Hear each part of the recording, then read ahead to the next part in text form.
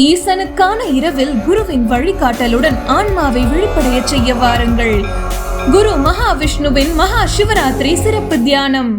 சேலம் சிவராஜ் சித்த வைத்தியசாலை தமிழ்நாட்டில் அனைத்து மாவட்டங்களிலும் மருத்துவ முகாம் தொடர்ந்து நடைபெற்று வருகிறது. மேலும் விவரங்களுக்கு www.sivarajsiddha.com. மாதம்பட்டியில் ஓர் அற்புதம். பரிபூர்ணாஸ் ஐஸ்வர்யம் சீனியர்ஸ் லிவிங் பாரடைஸ். Phone 9943299940. வணக்கம். ஒரு 2 நிமிஷம் எந்த விதமான குறுக்கீடும் இல்லாம நீங்க இன்னைக்கு அசம்பிளியில நடந்த நிகழ்வுகள் பத்தின உங்களுடைய பார்வையை பதிவு செய்யுங்க. பெருந்தன்மை இல்லாத விஷயத்தினால நடந்த ஒரு குழப்பம். குறுக்கீடு இல்லாம ரெண்டு பக்கம் இதுல என்ன ஒரு சைடு நம்ம இதை வந்து நான் 51 49 நம்ம சொல்றோம், ரெண்டு பக்கம்னு சேர்த்து சொன்னாலும் அதுலயும் திருப்பி நம்ம குணம் நாடி குற்றம் முன்னாடிங்கிற மாதிரி ஒரு வரி எக்ஸ்ட்ரா போய் பார்க்க வேண்டியிருக்குங்கனால ஆளுநர் என்ன சொல்றாருன்னா, நான் ஏற்கனவே சொன்னேன், நான் பலமுறை சொன்னேன், ப்ளஸ் அங்கேயே வேற நான் சொன்னேன்.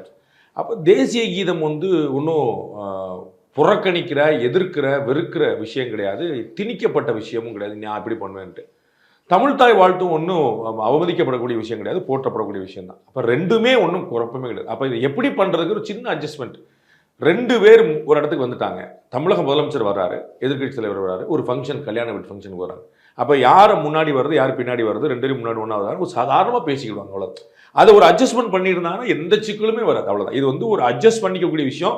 2 பக்கமும் அப்படியே அது ரிஜிடாவே இருந்துட்டதுனால இந்த ஒரு அன்வாரண்டட் சிச்சுவேஷன். நீங்க குறிப்பிட்ட மாதிரி அட்ஜஸ்ட் பண்ற விஷயம்னு இதை எடுத்துக்கணுமா, இல்ல தமிழ்நாடு சட்டப்பேரவைக்குன்னு ஒரு மரபு இருக்கு, அந்த மரபை தான் ஃபாலோ பண்ணுவோம்னு சொல்றத ஆளுநர் அட்ஜஸ்ட் பண்ணியிருந்திருக்கலாம் அப்படின்னு ஒரு விஷயம் இருக்கு. மரபுங்கிறது என்னன்னு முதல்ல பார்ப்போம். நமக்கு 5-6 வார்த்தைகள் நான் சொல்ல விரும்புகிறேன். ஒன்று அரசமைப்பு, கான்ஸ்டிடியூஷன். இன்னொன்று லா, சட்டம். இன்னொன்று பைலா, உள்சட்டம், விதிகள். அப்புறம் ஆக்ட். அதுக்கப்புறம் மரபு. இது மாதிரி ஒவ்வொரு வார்த்தையுமே ஒன்று இருக்கு. ஒரு ரோட்டரிக்குள்ள போச்சாங்கன்னா அவங்களுக்குன்னு ஒரு பைலா வச்சிருப்பாங்க. அந்த பைலா நான் சொன்ன கான்ஸ்டியூஷன் பார்த்தீங்கன்னா, அந்த கான்ஸ்டியூஷனுக்கு மேலே ஒன்று இருக்கு, நான் சொல்ல விட்டேன், நேச்சுரல் ஜஸ்டிஸ்னு ஒன்று இருக்கு.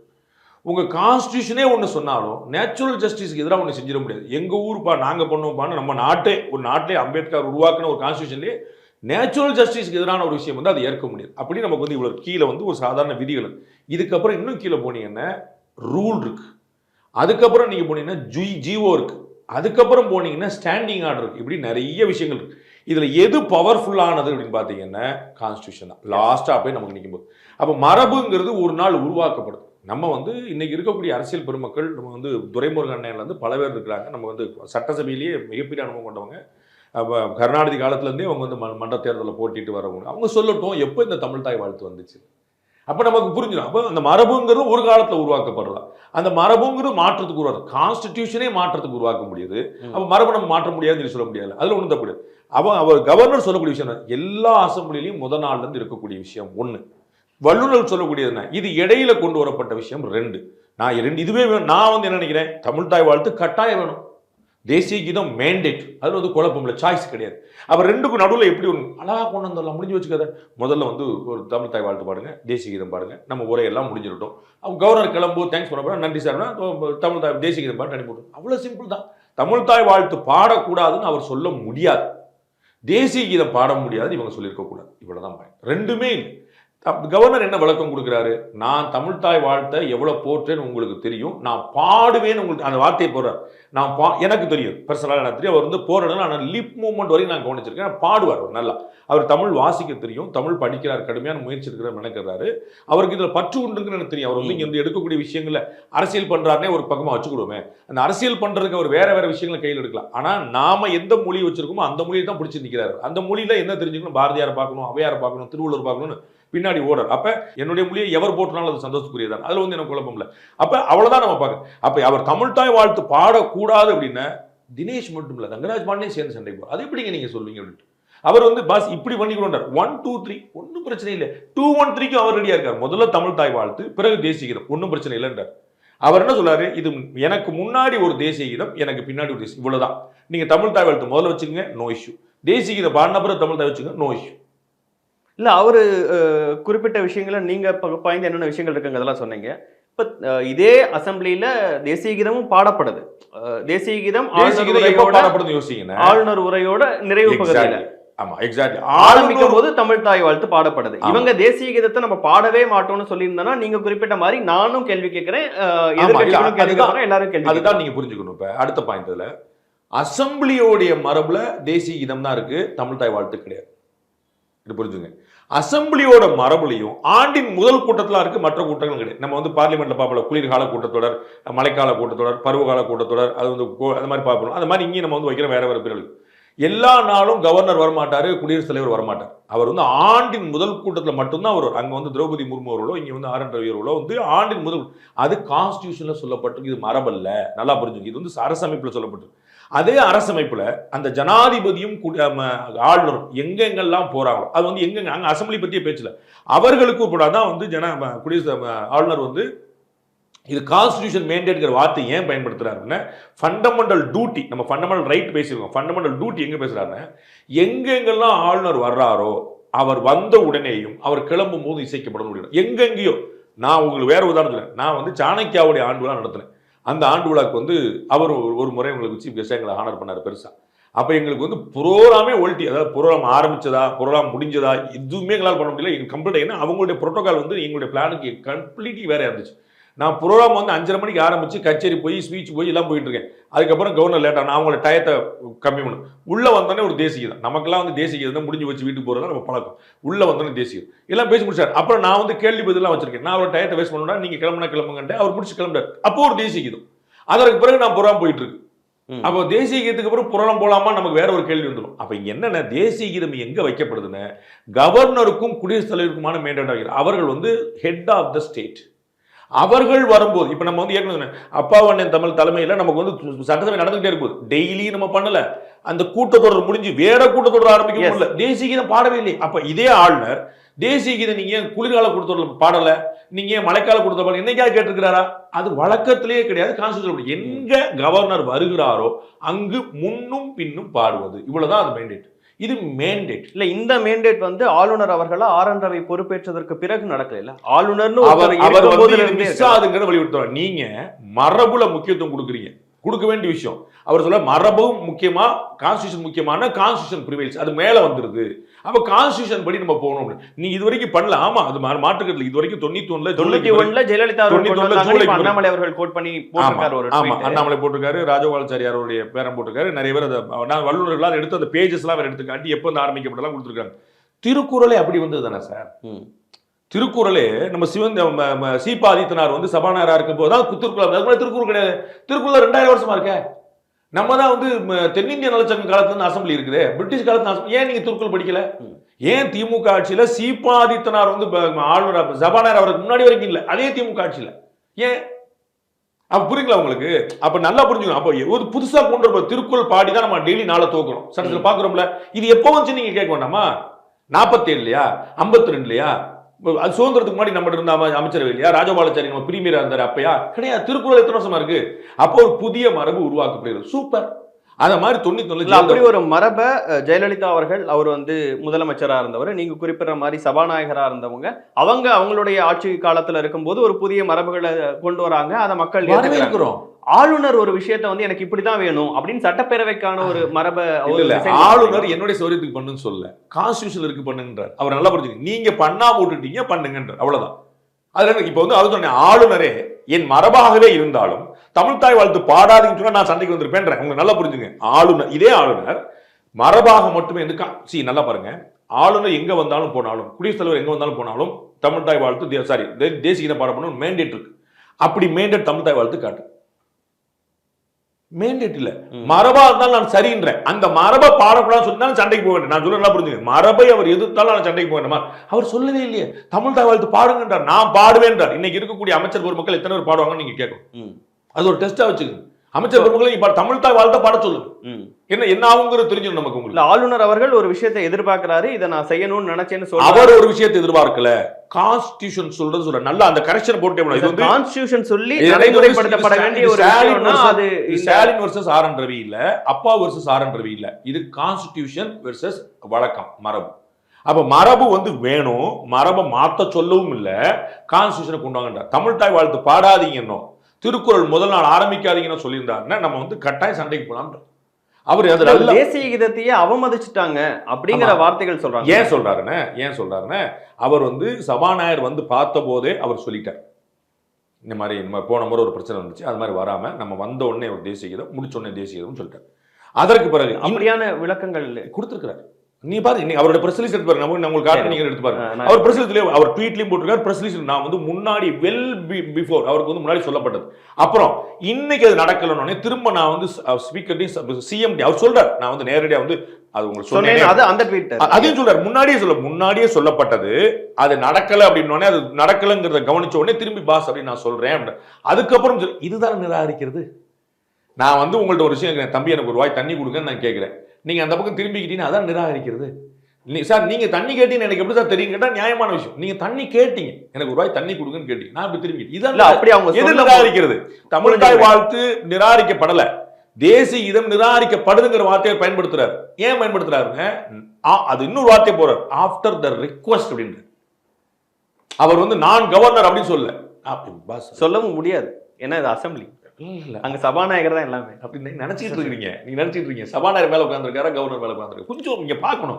நான் சொல்ல சபாநாயகரால நீங்க வந்து அப்பா 234 இல்ல சார், நானும் நீங்க அப்பாவுவா யோசிக்க கூடாது, நான் புரிஞ்சுக்கிறேன். நான் சொல்றது பிரைம் மினிஸ்டரே கீழே தான் உட்கார்ந்திருக்கணும், திரௌபதி முர்மு தான் மேல உட்கார்ந்திருப்பாங்க, புரியுங்களா? அங்க வந்து ஓம் பிர்லாவே கீழே தான் உட்கார்ந்திருக்கணும், ரைட்ல தான் உட்கார்ந்திருக்கணும். அவருக்கு சபாநாயகர் சபையை நடத்துவார். நீங்க சொன்னீங்கிறதுக்காக சொல்றேன், இந்த சபையை நடத்துங்கன்னு உத்தரவு போறது யாரு? ஆளுநரே வராம கூட உரை ஆரம்பிக்கிற பட்ஜெட்டை தாக்கல் செய்யற விஷயங்கள்லாம் பண்ண முடியும்னு துரைமுருகன் அவர்களே இன்னைக்கு கோட் பண்ண நடந்திருக்குங்க. டாக்டர் தமிழிசை சவுந்தரராஜன் நடந்துருச்சுங்க. நான் சொல்றேன், நீங்க எதை முன்னுதான், நீங்க மரபை ஃபாலோ பண்ணணும்னு சொல்றீங்க, அவமரியாதை ஃபாலோ பண்ணணும்னு சொல்லிருக்கீங்க. அந்த மரபுக்காக தான் நாங்க இன்வைட் பண்ணோம். ஆனா திரும்ப நான் ஒரு விஷயம், நீ கவர்னர் சொன்னாலும் வந்துடுறேன், அந்த மக்களுக்கு தவறான செய்தி போயிடக்கூடாது. இந்த சட்டசபையை கூட்டுங்கன்னே உத்தரவுறது வந்து ஆளுநர் தான். சட்டசபை முடிஞ்சிருச்சு நினைக்கிறேன், ஒத்தி வைக்கத்தான் சபாநாயகருக்கு அதிகாரம் உண்டு. நல்லா புரிஞ்சுங்க, முடித்து வைக்கிற நல்ல வித்தியாசம் போறீங்க.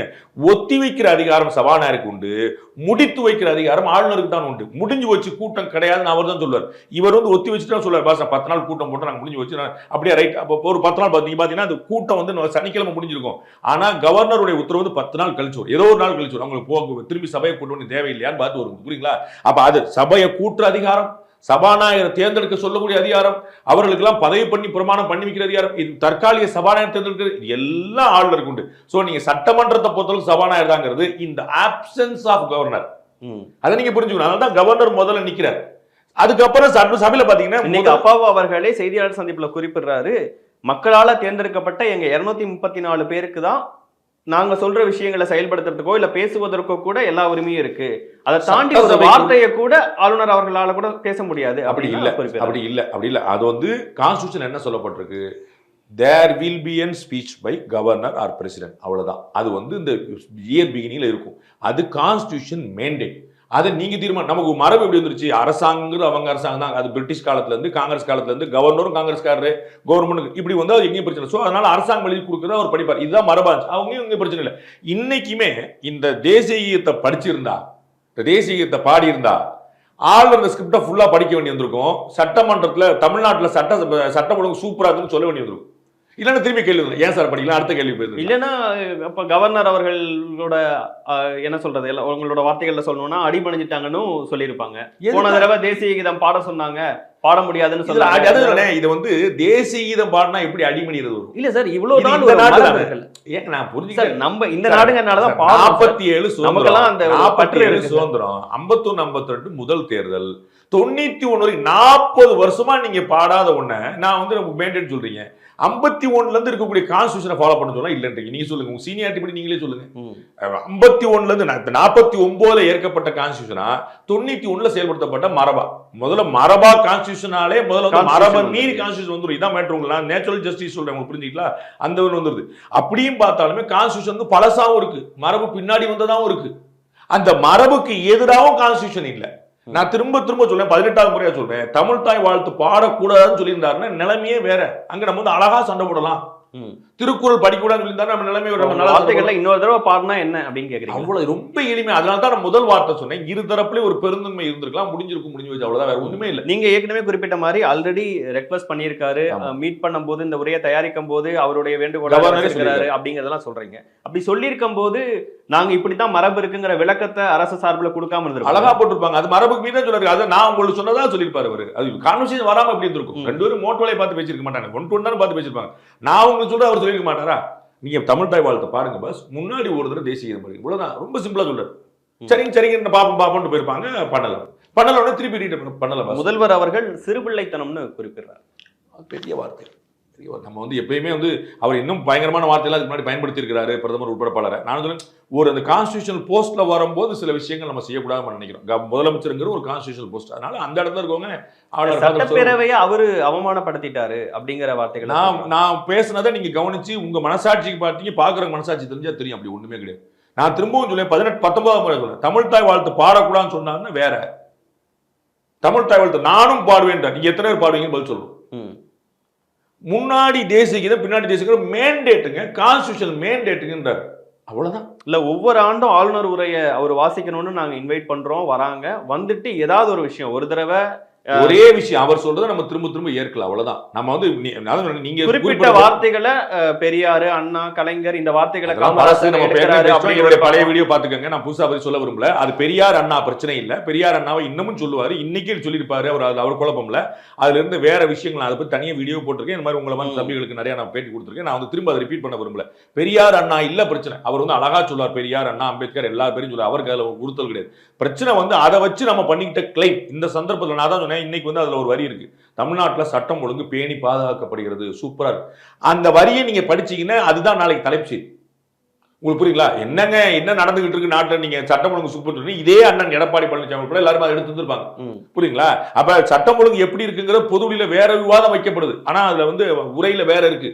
அந்த உரை அதை மாத்த சொல்ல, நீக்க சொல்ல, உங்களுக்கு அதுதான் சொல்ல, நீங்க வேற விஷயம் பண்ணிக்கலாம். நான் வந்து இது வந்து ஒரு டைவர்ட் பண்றதுக்கு எதுக்காக எனக்கு தெரியாது.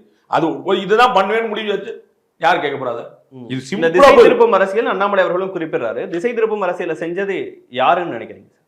அதுதான் முதல்வர் அவர்களா ஆளுநர் அவர்கள்? ஆளுநர் முதல்வருக்கே இங்க வேலை இல்லை, நான் சபாநாயகர் நான் சொல்றேன். நீங்க சொன்னதுனால இந்த இடத்துல நான் வந்து திருப்பி நான் வந்து அது ஸ்டாலின் வர்சஸ் அண்ணாமலை அவர்கள் முதல்வரை குறிப்பிட்டிருந்தார். அவர் ஒரு அரசியல்வாதி, நான் அரசியல்வாதி கிடையாது. அவர் ஒரு அரசியல்வாதி, ஒரு அரசியல் தலைவர் கூட. நான் வந்து சபாநாயகர் தான் இந்த புரோட்டோகாலை கொண்டு போறதுக்கான விஷயம் இருக்கு. நீங்க அலுவல் ஆய்வு குழு கூட்டம் யார் தலைமையில் நடக்குது? முதலமைச்சர் நடக்குது. சபாநாயகர் அந்த இடத்துல நான் வந்து சிஸ்டமிக்கா போகிறேன். புரியுங்களா? சபாநாயகருடைய கட்சி தலைவரே வந்து ஸ்டாலின் தானே, அவர் தானே, அப்படிலாம் நான் போக. நான் சொல்றது கான்ஸ்டியூஷனா பார்க்க. இந்த இடத்துல அந்த இடத்துல பாஸ் வந்து சபாநாயகர், அவர் வந்து அழகாப்பட்டு சரினே தான் நடந்திருக்கும், அவ்வளவுதான். அதுல ஒன்றும் குழப்பமே இல்லை. இது சாதாரணமா போயிடும். இது வந்து ஈஸியா போயிருக்கும், காம்ப்ளிகேட் பண்ணிட்டாங்க. இதுல என்ன அவமரியாதை? உங்களுக்கு 2 தடவை தேசிய கீதம் வரல, உங்களுக்கு என்ன பிரச்சனை?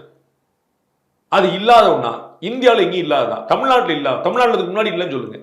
91க்கு பிறகு ஒரு விஷயம் சூப்பரா பண்ணுவோம், அதுக்கு முன்னாடி வந்து திருக்குறள் வருது, சூப்பரா பண்ணுவோம், எல்லாமே சூப்பரா பண்ணுவோம். அதுக்கு ஏதாவது தடை வந்துச்சா? இதுல உங்களுக்கு எங்க அவங்க சட்டசபை எங்க அவமரியாதை பண்றாரு? அவர் வந்தார்ல, நீங்க கூப்பிட்டீங்க, வந்தார்ல, அவருடைய வேலையை பண்ணார்ல, ரெடியா தான் இருந்தார்.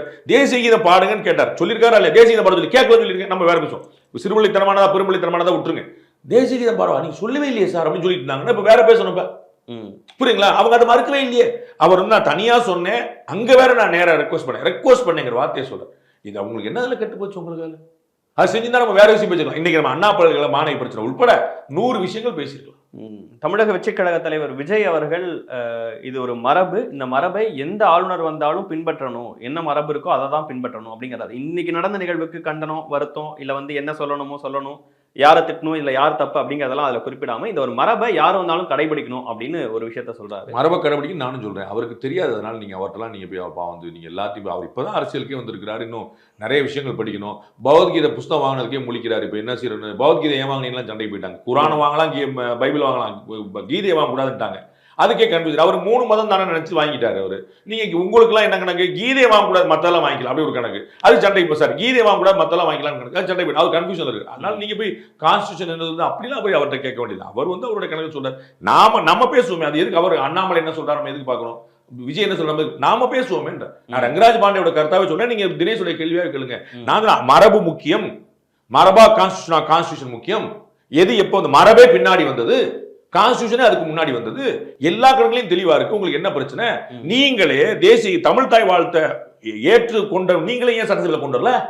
20 வருஷம் தமிழ் தாய் வாழ்த்து இருந்திருக்கு ஜெயலலிதா கொண்டு வர வரைக்கும். தமிழ் தாய் வாழ்த்த நடைமுறைப்படுத்தி அதை வந்து எல்லா அரசு நிகழ்வுகளையும் பாடணும்னு சொன்னது கலைஞர் அவர்களுடைய கவர்மெண்ட். அதை ஏன் அசம்பிளில கொண்டு வரலன்னு? அது 70 நடந்த விஷயம் 90 வரைக்கும் ஏன் வரல? நீங்க ரெண்டு தான் ஒவ்வொரு பீரியட்ல ஒன்னொன்னு நடந்திருக்கும் சார். அதுதான் அதான சொல்றேன். அவ்வளவுதான் கரெக்டா பிடிச்சி ஒன்னொன்னே வருவோம்ல அப்படின்னு. அப்ப நாங்க சார் சட்டசபை என்று உருவானதோ அன்றிலிருந்து தமிழ் தாய் வாழ்த்து படம் இல்ல. சட்டம் தமிழ் தாய் வாழ்த்தை யார் அங்கீகரித்தார்களோ அவர்களே கொண்டு வரல. அப்ப நீங்க என்ன மரபுன்றீங்க? மரபே ரொம்ப லேட்டஸ்டா வந்திருக்கு. மரபே மாத்தலாம் அப்படிங்கிறீங்க. கான்ஸ்டிடியூஷனே மாத்தப்பட்டிருக்கு நான் சொல்ல வரேன். கான்ஸ்டிடியூஷன் தான் சுப்பீரியர் சொல்றேன் நானே. கான்ஸ்டிடியூஷனே மாத்தப்பட்டிருக்குன்றேன். கான்ஸ்டிடியூஷனா மரபா அப்படின்னா மரபு கிடையாது, கான்ஸ்டிடியூஷன் சொல்ல வரேன். அந்த கான்ஸ்டிடியூஷன் மாற்றப்பட்டிருக்கு மரபு. நான் வந்து ஒரு லேட்டஸ்ட் மரபை முக்கியமா வச்சு நாங்க இப்படிதான் ஃபாலோ பண்ணிட்டு இருக்கோம் அப்படின்னு ஒரு அரசு சொல்லுதுங்கிறது தேசிய கீதத்தை அவமானப்படுத்துற ஒரு விஷயம் நினைக்கிறீங்களா? ஆமா. எப்படின்னா அந்த ரிக்வெஸ்ட மீறினா நான் சொன்னேன் கான்ட்ரடிக்ஷன் தான் மரபை மீறுறேன் சார். நான் தமிழ் தாய் வாழ்த்து பாடுறேன், இது என்னுடைய மரபு. தமிழ் தாய் வாழ்த்து பாடாதான் சொல்லியிருந்தா மரபை அவர் மீறுகிறார். அடிஷனலா ஒண்ணு சேர்த்துக்குங்க, ஏற்கனவே இருந்ததுன்ற. இதுல என்ன மரபு மீறல் இருக்கு? விளக்கேத்தணும் நீங்க சொல்றீங்க, கேக் வெட்டணும் நான் சொல்றேன். என்ன பிரச்சனை? ரெண்டையும் பண்ணிடலாம்ல. ஏதாவது ஒண்ணுதான் பண்ணாதான் சிக்கல் வருதுன்ற.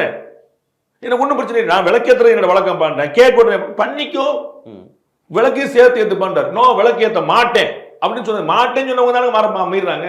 அவர் தமிழ் தாய் வாழ்த்து பாட மாட்டேன் அப்படின்னு சொல்லியிருந்தாரு, அவர் மீறாரு. தேசிய கீத பாட மாட்டேன்னு சொல்லும்போது யார் மீறான்னு யோசிச்சு.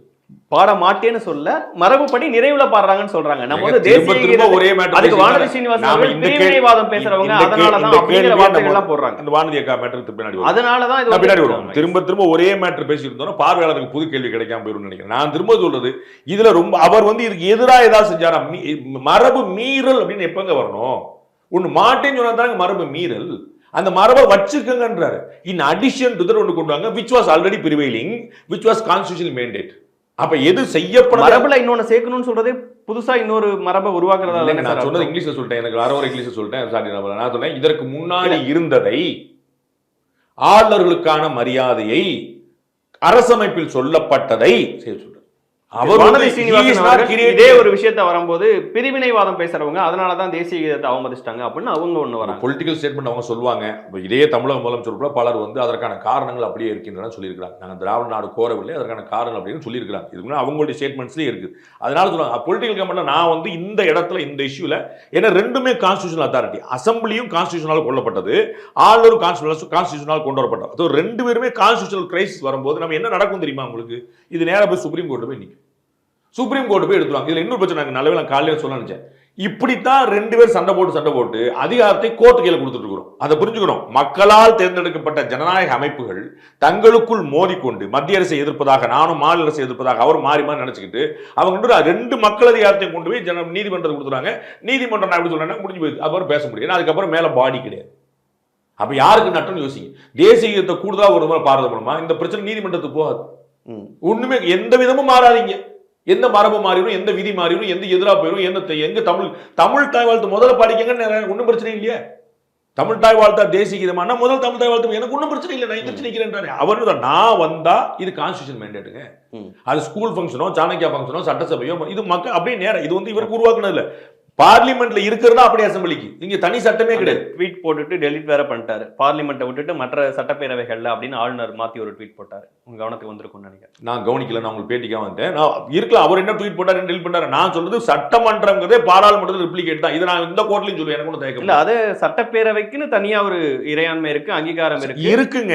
ரிப்ளிகேட்டுங்க அங்க உள்ளதாங்க. ஆளுநருக்கு இருக்க எல்லாமே இங்க இருக்கணும்னு அவசியம் கிடையாது. அப்படிதாங்க இருக்கு. பிரசிடென்ட்டே வந்து மக்களால் தேர்ந்தெடுக்கப்பட்ட உறுப்பினர்களால் தேர்ந்தெடுக்கப்படுறாங்க. ஆனா ஆளுநர் அப்படி கிடையாதுன்னு திமுகவை சேர்ந்த பலரும் குறிப்பிடுறாங்க. திமுகவை சேர்ந்தவங்க என்ன சொல்றேன்? நான் சொல்றேன் வானதிக்காகவும் தம்ம அண்ணாமலைக்கும் அதுதான் சொன்னேன். திமுகவுக்கும் அதுதான் நான் சொல்லுவேன்.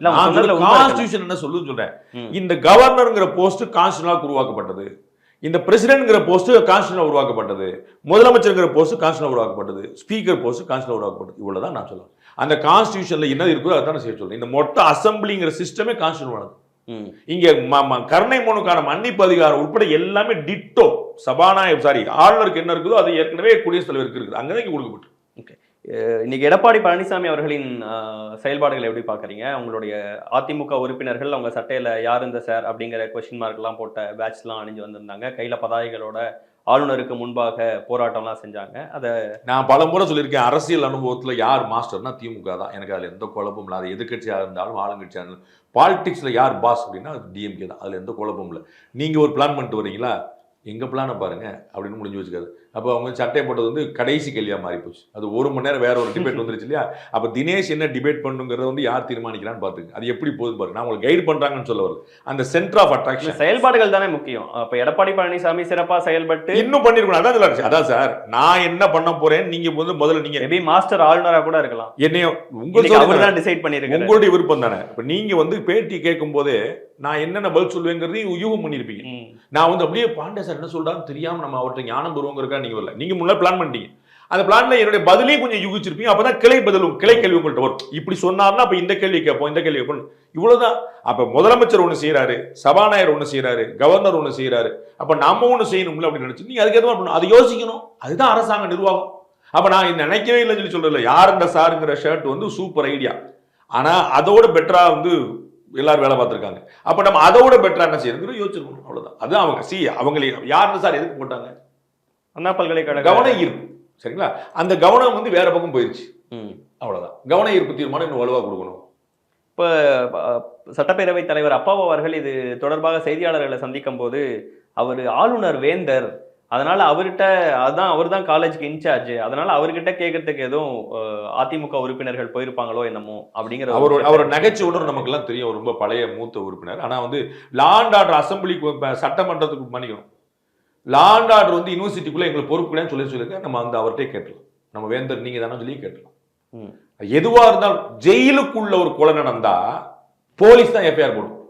ஜெயிலே வேற ஒருத்தங்க கண்ட்ரோல். அதுக்கு ஜெயிலுக்கு தனி டிபார்ட்மெண்ட் இருக்கு. சிறைத்துறைன்னு ஒரு துறை இருக்கு. பிடபிள்யூல ஒரு பிரச்சனையில இருந்து ஹைவேஸ் போய் நிக்க முடியாது. 2 சண்டை போட்டு மல்லுக்கு நின்றுவாங்க. சரிங்களா. ஆனா மாதிரி இருக்கக்கூடிய 2 துறைகள்ல இங்க ஜெயிலுக்குள்ள உங்க ஏரியாக்குள்ள ஒரு கொலை நடந்தா கூட போலீஸ் தான். புழல் சிறையில இருந்து வெளியில புழல் போஸ்ட் ஒருத்தர் போலீஸ்காரர் இருப்பார். அவர் தான் போய் கேஸ் போடுவார்.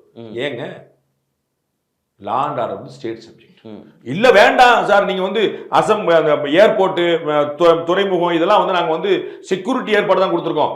லா அண்ட் ஆர்டர் உங்களுக்கு கொடுத்து நல்லதா போச்சு. கோர்ட்ல இல்ல, இப்ப ஏர்போர்ட்ல ஒண்ணுனா கை கொடுத்து போங்க, சந்தோஷம். லா அண்ட் ஆர்டர் நீ அப்படியே நல்லா பண்ணீங்களா பார்ப்போம். இது வந்து சொல்றதா அவர் தான் வேந்தர், அவர் தான் பொறுப்புன்னு சொல்றது மூலமா உங்களுடைய பொறுப்பை துறக்குறீங்க. திறந்துருங்க, அதிகாரப்பூர்வமா திறந்துருங்கன்ற. எனக்கு ஒன்றும் பிரச்சனை இல்லை. நீங்க வந்து பாலிடிக்ஸா நினைப்பீங்க, எனக்கு ஒன்றும் பிரச்சனை இல்லை. நான் சொல்றேன், சபாநாயகரோ முதலமைச்சர் பேசி அறிவிச்சுட்டு இனிமே இருக்கக்கூடிய எல்லா கல்லூரிகளுக்குள்ளும் எல்லா பல்கலைக்கழகங்களுக்குள்ளும் எல்லா மத்திய நிறுவனங்களுக்கும் நாங்க பொறுப்பு law and order we withdraw. ரொம்ப முக்கியமான விஷயமா இன்னைக்கு அசம்பிளியில எல்லாரும் எதிர்பார்த்த ஒரு நாள்னு நம்ம பார்க்க வேண்டியிருக்கு. ஆளுநர் உரையா இருக்கட்டும், அண்ணா யூனிவர்சிட்டி பிரச்சனையா இருக்கட்டும், எதிர்கட்சிகள் முன்னெடுக்கிற விஷயமா இருக்கட்டும், நேரலையில தொடர்ந்து அந்த அசம்பிளி விஷயங்களை கொடுப்பாங்கன்னு பார்க்கப்பட்ட நேரத்தில் இன்று நேரலை சபாநாயகர் அப்பாவு அவர்கள் தன்னுடைய உரையை பேசுவதற்கு முன்பு வரைக்கும் கட் செய்யப்பட்டிருந்தது, வெளியே வரல. அதை இன்னைக்கு விஜய் அவர்களும் கேட்டிருக்காங்க, பல்வேறு தரப்பினரும் அந்த கேள்விகளை கேட்டிருக்காங்க. நீங்க அதை எப்படி பாக்குறீங்க? அது திட்டமிட்டு நடந்த நிகழ்வுன்னு நினைக்கிறீங்களா, இதுக்கு அப்பாவு அவர்கள் டெக்னிக்கல் எரர்னு சொல்றாரு, அப்படிதான் நினைக்கிறீங்களா? சபாநாயகர் சொல்லிட்டாருன்னா அப்புறம் அவ்வளவுதான். நம்ம என்ன சொல்ல போறோம்? ஆனா நம்ம புரிஞ்சுக்கணும், சட்டசபை வந்து சபாநாயகர் கண்ட்ரோல் நீங்க தானே சொன்னீங்க. அவ்வளவுதான். அந்த டெலிகாஸ்ட் கண்ட்ரோல் அவங்கள்ட்ட தான் இருக்கு. அவங்களுக்கு ஒரு சின்ன கைடன்ஸ் இருக்கு. நீங்க வந்து கொஞ்சம் ஞாபகப்படுத்தி பார்த்தீங்கன்னா, ராகுல் காந்தி வந்து பார்லிமெண்ட்ல பேசும்போது அவர் வந்து நீங்க ராமர் சொல்றீங்க, நான் சிவன் சொல்றேன் சொல்லிட்டு சிவன் படத்தெல்லாம் எடுத்து சிவிஜி சிவிஜி எடுக்கும் போதெல்லாம் டப்பு டப்புனு கேமரா ஆங்கில மாத்திட்டு தான். இவருக்கு அங்க வந்து உள்ளே ஒரு லோக்கல்ல டிவி தெரியும். பாத்தீங்கன்னா நான் சிவனை காட்டுறேன் மறைக்கிறீங்க, சிவனை காட்டுறேன், சிவன் மேல உங்களுக்கு என்ன போகணும் பாலிடிக்ஸ் பண்ண. அவங்களுக்கு வந்து ஸ்பீக்கர் வந்து உட்கார்ந்துருக்காரு ஓம் பிர்லா. ஸோ கேமராமேன்ட்ட ஒவ்வொருத்தரையும் மாத்துன்னு சொல்ல அவங்களுக்கு ஒரு ஸ்டாண்டர்ட் இன்ஸ்ட்ரக்ஷன் இருக்கு. இது மாதிரிலாம் வந்துச்சுன்னா நீ மாத்திக்க முடியும். ஸோ அதைத்தான் அவங்க செய்வாங்க. அந்த ஆஃபீஸர்ஸை பிளேம் பண்ணல அர்த்தமே கிடையாது. ஸோ சபாநாயகருடைய கிளியர் இன்ஸ்ட்ரக்ஷன் இல்லாமல் அவங்க செஞ்சிருக்க மாட்டாங்க. இன்னமும் ஃபுட்டேஜ் நம்ம வந்து நேரலை பண்றீங்க பண்ணல விட்டுருங்க, டெக்னிக்கல் நம்பிட்டேன். எனக்கு வந்து நான் ஏன் டிஸ்பியூட் பண்ணுவோம். அந்த நடந்த தன்னுடைய தேர்தல் வாக்குறுதியில நேரலையில கொடுக்கறதுக்கு 4 வருஷம் ஆச்சு நீங்க கேட்கணும். 4 வருஷம் ஆச்சு தி டிபேட்ல நீங்க கேட்கணும். ஒண்ணு நான் சார் கேட்கிறேன், என்னையே கேட்க கூடாது சார். நான் வந்து சொல்ல நீங்க எப்படி உங்களுடைய பார்வை என்ன? அதுதான் நான் வந்து பாருங்க, என்னுடைய அரசியலே வேற மாதிரியான. நான் திரு சபாநாயகர் அவர் சொன்னார்னா நான் அதை டிஸ்பியூட் பண்ண மாட்டேன். புரியுங்களா? அவர் பொய் சொல்றான்னு சொல்ற அரசியல்வாதி நான் கிடையாது. ஏன்னா அரசியல்வாதி கிடையாது. சரிங்களா? நான் ரொம்ப தெளிவா அவர் சொல்ல நம்புறேன். அடுத்த பாயிண்ட் தான் அங்கே வரேன். ஓகே. ஆனா டிலேவா நீங்க அதை அனுப்பியிருந்தீங்கன்னா மக்களுக்கு வந்து நம்ம வந்து ஒரு நல்ல பழைய வீடியோ காட்சி ஞாபகம் பண்ணி பாருங்க. சபாநாயகர் போறாரு, திரு பொன்முடி அவர்கள் பயா அப்படின்றார். சபாநாயகர்ல ஆளுநர், மன்னிக்கணும், ஆளுநர் போறாரு. அப்ப வந்து இவர் போறாரு. அப்படி ஆளுநர் சொல்ல, சபாநாயகர் சொல்ல மாட்டார்ல. அந்த ஆளுநர் போகும்போது சொல்ற அப்ப நம்ம கண்ணால அப்ப நம்ம என்ன பாக்குறோம்? ஆளுநர் என்ன பேசினாரு, அந்த போடியம் எப்படி அகற்றப்பட்டது, துரைமுருகன் எந்திருக்கிறாரு, முதலமைச்சர், இந்த எல்லா சீனும் நம்ம கண்ணால பார்த்தா அவர் ஒரு முடிவுக்கு அவர் வரும். அத மாதிரி இன்னைக்கு வந்து என்ன நடந்துச்சு, அவர் வந்து மரபை மீறினாரா, கான்ஸ்டியூஷன் மீறினாராங்கிறத நீங்க அதை போட்டுக்க டிஃபர்டா நீங்க போட்டுக்கிட்டா பிரச்சனை. நீ டெக்னிக்கல் லைவ் பண்ண முடியல, நான் புரிஞ்சுக்கிறேன். எனக்கு நடக்கும், நம்ம கேமரா சேனல் வச்சுக்கிட்டு நம்ம வந்து நம்ம வார்த்தையை மாத்தி பண்ணுறோம். அதனால அது எப்படி உனக்கு கரெக்டா அப்போ மட்டும் டெக்னிக்கல் வரும்னு கேட்க மாட்டேன். ஏன்னா எனக்கு நிறைய நடந்திருக்கு. எங்க சேனல் லைவ் நாங்க போட வச்சு 6 மணி லைவ் சொல்லிட்டு 7 மணிக்கு போட்டுருக்கோம். எங்களுக்கு காசு கிடைக்கக்கூடிய இடத்துல நாங்க போடாம இருக்கோம். ஸோ வந்து ஐ கம்ப்ளீட்லி அக்ரி. அப்புறம் டிஃபர்டாவது போட்டுக்கலாம்ல. இவ்வளவு என்ன செய்ய போறாங்கன்னு பொறுத்து வந்து பார்ப்போம். சரி, இவ்வளவு நேரத்தையும் கருத்துக்களையும் பகிர்ந்து கொண்டதற்கு மிக்க நன்றி.